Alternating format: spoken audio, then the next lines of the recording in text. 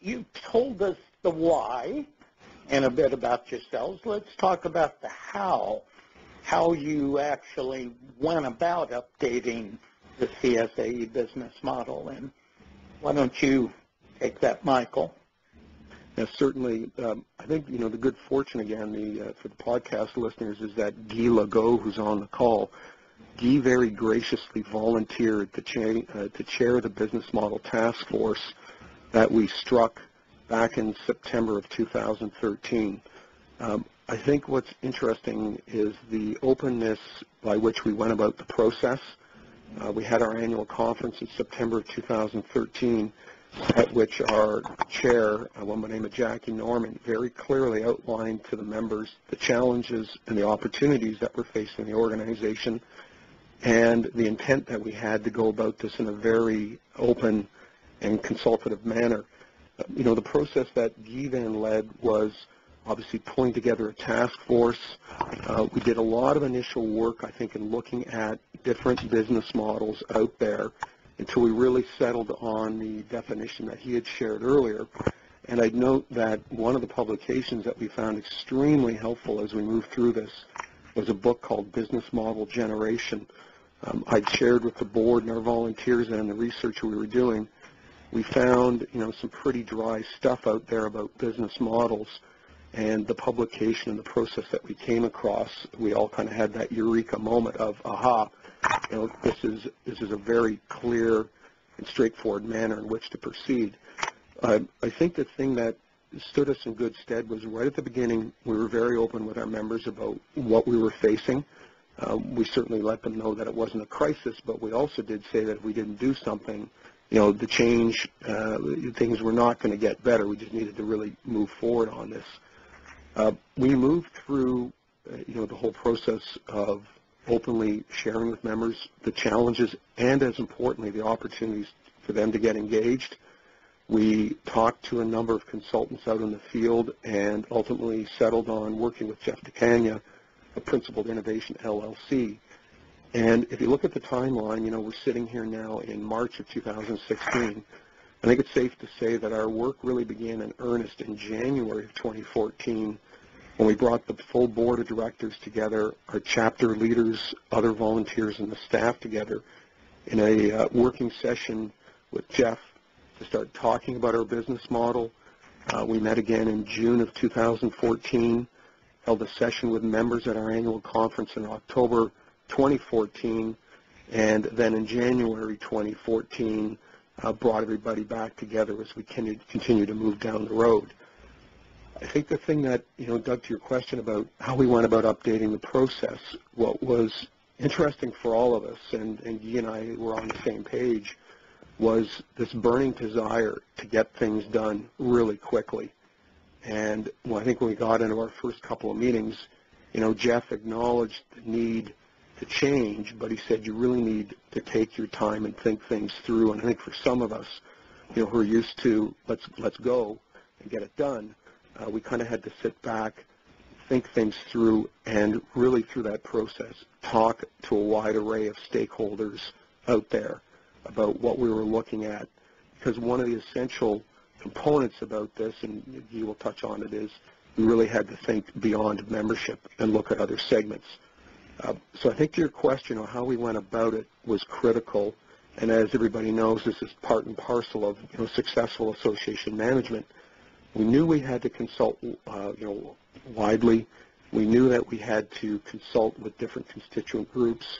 We had to ask the right questions, but as importantly as we're asking those questions, and we all kind of joked about it, was we asked the questions and then we shut up. What we didn't do was ask the question and then try to sell people on the answer. And I think for all of us, it was a really illuminating experience to hear from our members, the other segments, about what they expected from our organization, and as importantly, to hear what they were going through in their own worlds, because I think that really helped shape our thinking. So, the process I outlined was very open, very consultative. It still is. I think, frankly, a lot of people have been taken aback by how open and how consistently open and transparent we've been, and how we've been continually asking for input. And I think, all of that work that we did, as I said, starting in January 2014, for some of us are pretty impatient. We realized when we got to May of 2015, when we actually launched a number of experiments, which we'll talk about a little later on in this conversation, people kind of sat back and said, wow, over 15 months of really hard work, we got to where we needed to be. Guy, I know you were intimately involved in this as well. What are your perspectives on how we went about updating the model? Well, thanks, Michael. I always kind of smile when I hear people, giving their perception of the past in terms of mentioning that I graciously accepted to volunteer to lead the task force. I still have the bruises to show that it required a little bit of coaxing. But seriously, I'd like to reinforce the point that you made, Michael, about the fact that we were again starting to look at the traditional ways of doing business. We wanted a plan, we wanted the steps, we wanted the timelines. I mean, in its eagerness to get things done, I think the board initially asked the task force to come back within 6 months. And as soon as we talked to the marketplace, other people, other organizations that had gone through similar exercises, because not too many people had done, I think, a business model review the way that we've done it, and to the extent that we've embraced the methodology. But we realized that it was going to take some time, and then as Michael said, Jeff reinforced the fact that we needed to slow down and to listen, and to have the courage, to listen carefully and to be open to what we were going to hear. One of the key, starting point that Jeff DeCania suggested was to challenge our orthodoxies, and I think the biggest one has been the focus on membership for an organization like ours. I mean, we have members, we have member dues, we provide programs and services, but there's another world out there of stakeholders, and trying to change your focus from membership, which is a type of relationship that people decide to have with your organization, to the bigger kind of population out there in terms of stakeholders. It really challenges people to the core. Well, how do you define stakeholder? Would you give some examples, Guy? Sure, and I think as we talk about the key elements of our new model, we will get to that conversation. But it could be anybody basically that's not a member and that has an interest or could have in fact some value in terms of what you offer. So too often, we have this nice member benefit package. What's the value of membership? Often we focus more on features and true benefits. And then when we try to sell a membership, we kind of get into that perspective that people don't join, well, they're the ones that are not getting it. So, we need to change the total mindset to really, look at our true value proposition, and realizing that, by only focusing on your kind of current membership and trying to renew people and trying to make sure that you get to some new members to cover your lapsed membership, there's still an array of individuals out there that could have an interest in your organization.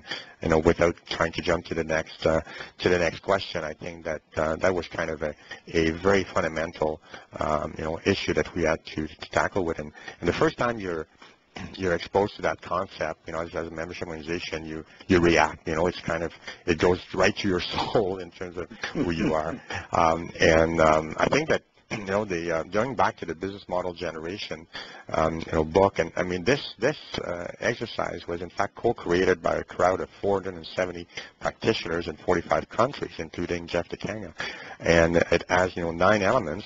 And the key thing is to start by mapping your existing model, because our models are usually very complex, and we tend to forget it. We're in it every day, and we kind of get it, but it's amazing how complex we are as not-for-profit organizations, and therefore those 9 elements, starting with value proposition, and then looking at a couple of other elements of value, and then looking at your cost structure, is really, really important to map carefully, to understand as you move then to look at other models. It's interesting. It sounds like you actually broadened the definition of customer as part of this process, right? Yes, absolutely. In fact, in the original canvas, they use the word customers.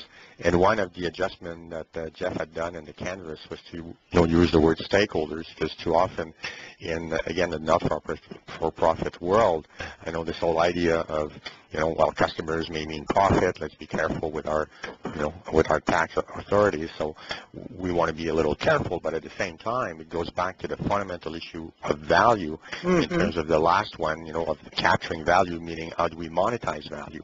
And monetizing value doesn't mean always selling a membership. Some individuals, organizations will want to basically associate with your organization, but not necessarily in that long-term membership. If you look, for example, at the younger generation, they may not have the means, the employer may not fund it, and they're willing to really do a few things and learn a few things with you, but not necessarily with this long-term relationship. Same thing with, I'm with the Chambers of Commerce, and some organization may decide that they'll come and form a coalition for with you, because we have members both in the chamber network and in the corporate world, but not everybody may join to be a member. So, but those issues, as I said, are really challenging both staff and volunteers in terms of this model that is so membership-centric. Well, you gentlemen have done a great job of telling us about the why and the how, and let's turn to the what, the key elements that make up the updated CSAE business model. And Guy, do you want to take that? Sure, Doug. And in fact, I'll answer your previous question through this one. And I'll start by saying that we did explore various elements with our leaders from across the country and our board and our volunteers, and through discussions with the membership. But we finally focused on 3 new segments, and they are the boards of directors, the F10s, and I'll explain what that means, and the growth-oriented associations. So the board of directors, it's kind of a natural for us as being an association of association executives. We can really leverage our body of knowledge and our competencies to really share that information with boards, because there are a lot of smaller associations that don't have necessarily the resources, to attend, kind of expensive courses or whatever to really get up to speed in terms of what, boards should be doing nowadays. And there's always been this reluctance in our organization that because we were staff, we were, association executives, we didn't want to share our secrets. But again, in an environment where everything is on the internet, this is pretty short-sighted. So we really realized that this was an important segment that we should really put on our radar and we should cater to. The second one is the F10s, and as I said, it requires some explanation, and that really means the individuals that are in the first 10 years of their career, and usually between the ages of 22 and 32, and again, that could vary. And the reason we use that term, by the way, is that we started by thinking young professionals, and I even used the terms a little bit earlier in the podcast. But through our conversations with that segment, we realized that they didn't really like that label of young professionals, that it was, kind of, not really received in a positive light. So therefore, we moved to that F10 concept, which is a bit of a mouthful, and as I said, requires a little bit of explanation, but it seems to resonate better with the segment itself. And as I mentioned earlier, this is a group where, they really need the information in order to launch their career, and they sometimes don't know where to turn to. They're very much technology-oriented, which is another element of our strategy. We need to be, mobile-ready and kind of think mobile first, because more and more people access information through their mobile devices, be it a tablet or a smartphone, and therefore it's not enough to just have a web presence. So that's something that, we really focused on. At the same time, by talking to that segment, we realized that they still value the face-to-face. It's not something that's totally out of the question. On the contrary. And finally, we look at the concept of growth-oriented associations, and that could mean, anything from size, wanting to grow in terms of your membership or your reach, your revenue, or your influence and reputation. And I want to share with our listeners some of the lessons learned again, and how you have to adapt as you go through your process, because we first kind of label that segment as being associations, with a budget between $2 and $5 million. And what we realized very quickly, despite our efforts to explain that we were not abandoning the other segments of association with a lower budget or association with a higher budget, it just didn't work. People really thought we were really trying to just focus on that, segment, and we're not going to, cater to the other ones. And pretty quickly we realized that, we had made a little bit of a faux pas. And again, that's part of the, well, you have to fail quick and learn and adjust. That's how, business are successful, and not-for-profit have to learn that, I think, and be better at it. So that's basically, again, in a nutshell, kind of describes those new elements. And maybe I'll turn it to Michael to see if you want to add a few points. Thanks, Guy. I think to build on Guy's comment, he referenced it earlier around the key elements of the new model is really our change in thinking and the willingness and, frankly, the desire to experiment. Guy had mentioned earlier what a lot of associations do is, decide you're going to launch a new program or service, invest a significant amount of money into it, and then you go out the door and, they've got a couple things happen. The program works well, which is great, or if it doesn't perform as well, your tendency is to just keep pushing it and pushing it and pushing it. And then often what happens is people start blaming the audience that they don't get it. And I think, one of the key elements through our business model work was the willingness to experiment. So to do a number of different things, do them at a lower level of investment, but do them with the knowledge of what you're trying to seek is input from the stakeholders to help you refine those experiments and move them forward. Or frankly, you'll decide you're going to abandon them quickly in the game without, having lost your shirt on it. But I think within that realm of experimentation, it's the thing we've often talked about around the board table and with our volunteers is that we will continually be, in a process of experimentation going forward. It's not as if the business model work started on January of 2014 and it's going to end on January 2017. We'll always be evolving and moving through it, but always looking at it from the perspective of what are we doing here that drives value to the stakeholders and to our members. So, Guy and Michael, you've told us why you got into this, the business model update process, how you went through the process, and what it has produced. Now let's talk a bit about implementation. How are you managing the implementation of the new model? You want to take that, Michael? Yeah, absolutely, Doug. I'd mentioned earlier that, the work we did started in January 2014, and in May of 2015, we went out the door with 8 to 9 different experiments, and as I mentioned earlier, this is a real shift in our thinking to look at this from a different perspective and say, let's try a number of different things. Let's not be reckless about it. We certainly gave a lot of thought to those experiments, but it was really putting out a portfolio of different offerings and services, and those launched in May of 2015. What we did was quite interesting. Rather than use the existing CSAE.com website, we actually built what we called the business model site, and its URL is CSAEBizModel.com. It featured all the experiments, and as Guy noted, those were experiments that related to our existing member base, to the F10s, to boards of directors, and to growth-oriented associations. And what we were very open about was sharing those experiments with those audiences, providing them with the forum to provide feedback, to comment, to provide input. One of the things that we did was quite interesting through one of the experiments was we went and launched a very successful crowdfunding campaign by Indiegogo back in June of 2015 to help support one of the experiments, which is known as the Board Ready Card Deck.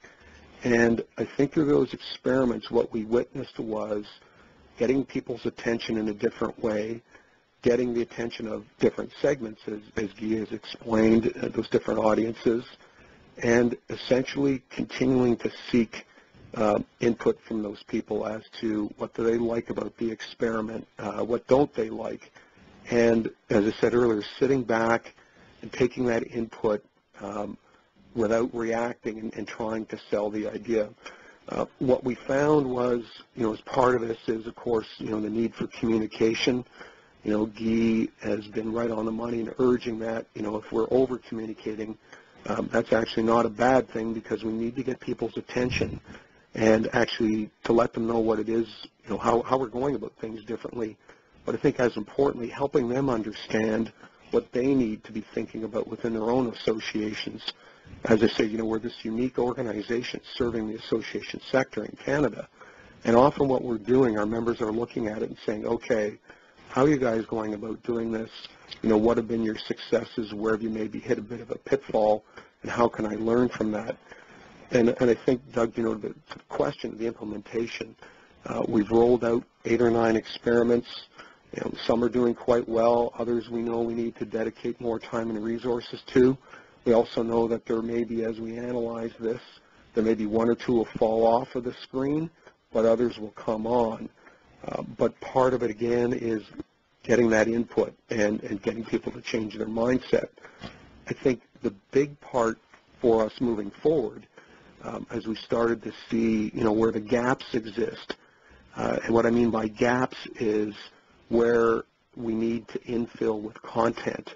And the thing that we're acutely aware of, and this is coming from the member base and coming from the new segments, is people are looking at it and saying, like what you're doing, we need to see greater content, which is part of the value equation.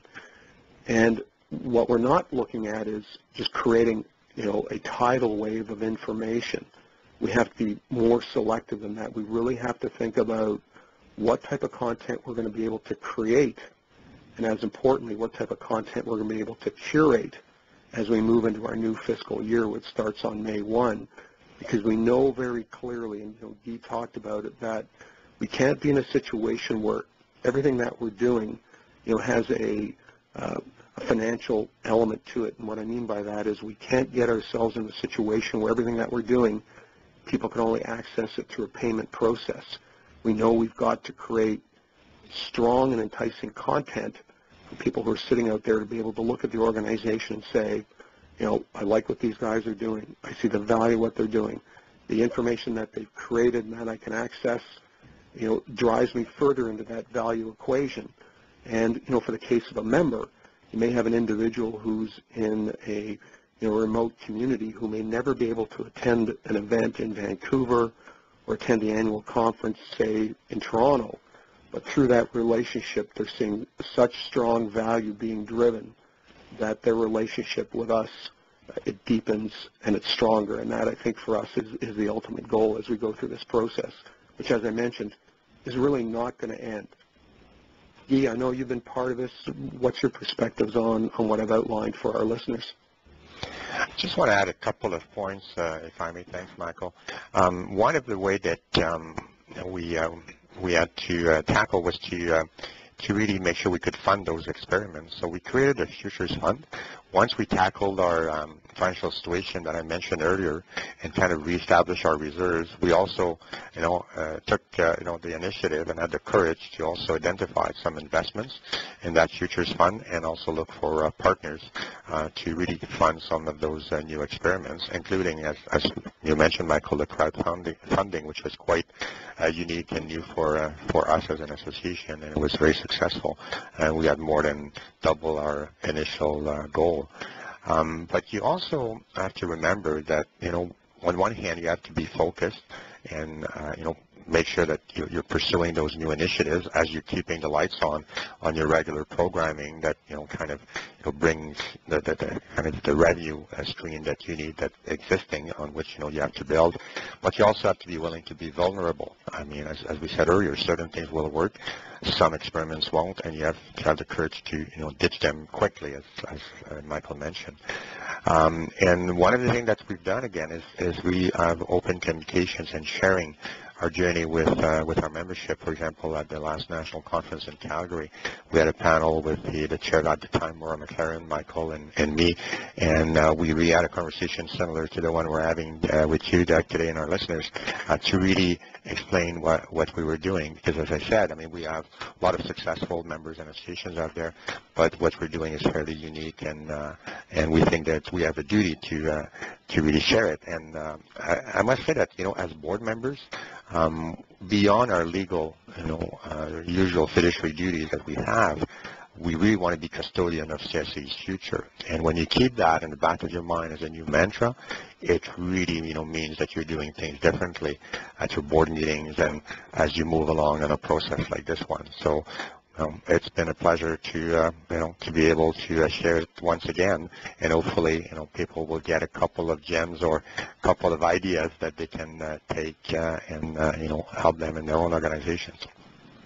Oh, more than a couple of gems. I want to thank you, Guy Legault and Michael Anderson of the Canadian Society of Association Executives, for this really informative tour of the business model terrain from your experience. I really appreciate your contribution to ExtraordinaryCEO.com. You definitely deepened our reservoir of practical information for CEOs, and I'm just deeply appreciative of you taking the time. So, gentlemen, have a good afternoon, and I look forward to hearing more in the future about your fascinating experiment. Take care, and goodbye.